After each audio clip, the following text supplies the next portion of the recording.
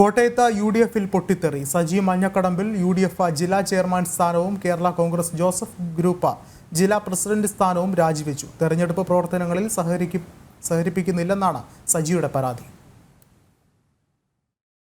ലോക്സഭാ തെരഞ്ഞെടുപ്പ് നിർണായക ഘട്ടത്തിലെത്തിയ സമയത്താണ് യു.ഡി.എഫിന് കനത്ത പ്രഹരം സമ്മാനിച്ചുകൊണ്ട് യു.ഡി.എഫ് ജില്ലാ ചെയർമാനും കേരള കോൺഗ്രസ് ജോസഫ് ഗ്രൂപ്പ് കോട്ടയം ജില്ലാ പ്രസിഡന്റുമായ സജി മഞ്ഞക്കടമ്പിൽ രാജിവെച്ചിരിക്കുന്നത്.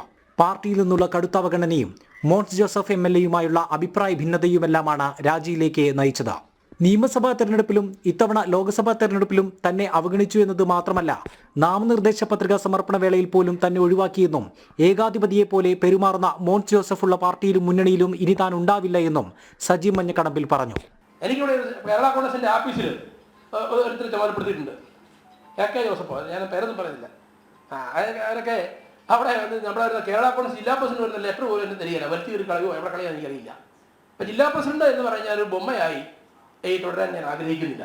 ഞാൻ ആരുടെ അടിമയായി രാഷ്ട്രീയ പ്രവർത്തനം നടത്തിയിട്ടില്ല. ഞാൻ കെ എം മാണി എൻ്റെ രാഷ്ട്രീയ പ്രവർത്തനം കൂടുതൽ. അങ്ങനെ പോലും എന്നെ ഭീഷണിപ്പെടുത്തിയിട്ടില്ല. ഒരിക്കൽ പോലും കെ എം മാണി സാർ എന്നോട് ഭീഷണിപ്പെടുത്തിയിട്ടില്ല. ഒരിക്കൽ പോലും പി ജോസഫ് സാറ് എന്നോടൊന്ന് മുഖം മുഷിഞ്ഞു പോലും സംസാരിച്ചിട്ടില്ല. പക്ഷെ ഇദ്ദേഹം ആരാ? അതുകൊണ്ട് എനിക്കിതേ പറയാനുള്ളൂ, ഞാൻ മോൻസ് ജോസഫുള്ള കേരള കോൺഗ്രസിലും മോൻസ് ജോസഫുള്ള മുന്നണിയിലും ഇനി തുടർന്ന് പ്രവർത്തിക്കാൻ ഞാൻ ആഗ്രഹിക്കുന്നില്ല. സജിയുടേത് വഞ്ചനാപരമായ നിലപാടെന്ന് മോൻസ് ജോസഫ് എം.എൽ.എ.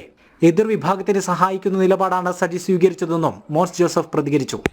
അദ്ദേഹം സ്വീകരിച്ച നിലപാട് തികച്ചും വഞ്ചനാപരമാണ് എന്ന് പറയാൻ ആഗ്രഹിക്കുകയാണ്.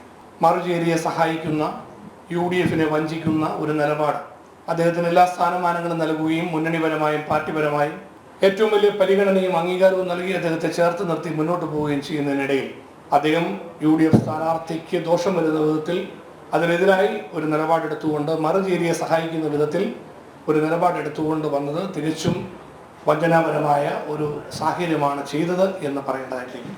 കോട്ടയത്ത് സ്ഥാനാർത്ഥിയാകുമെന്ന് സജി മഞ്ഞക്കടമ്പിൽ പ്രതീക്ഷിച്ചിരുന്നു. പിന്നീട് പി.ജെ. ജോസഫ് ഇടപെട്ട് നിയമസഭാ തെരഞ്ഞെടുപ്പിൽ പരിഗണിക്കാമെന്ന വാഗ്ദാനത്തിൽ തെരഞ്ഞെടുപ്പ് പ്രവർത്തനങ്ങളിൽ സഹകരിക്കാൻ തീരുമാനിക്കുകയായിരുന്നു. പിന്നീട് മാറ്റി നിർത്തുകയാണെന്ന് തോന്നലുണ്ടായതിനെ തുടർന്നാണ് രാജ്യപ്രഖ്യാപനം. യു.ഡി.എഫ് സ്ഥാനാർത്ഥിയുടെ അപരന്മാരുടെ പത്രികകൾ തള്ളിപ്പോയ ആശ്വാസത്തിലിരിക്കെ കനത്ത പ്രഹരമാണ് യു.ഡി.എഫിന് ഇതോടെ ഉണ്ടായത്.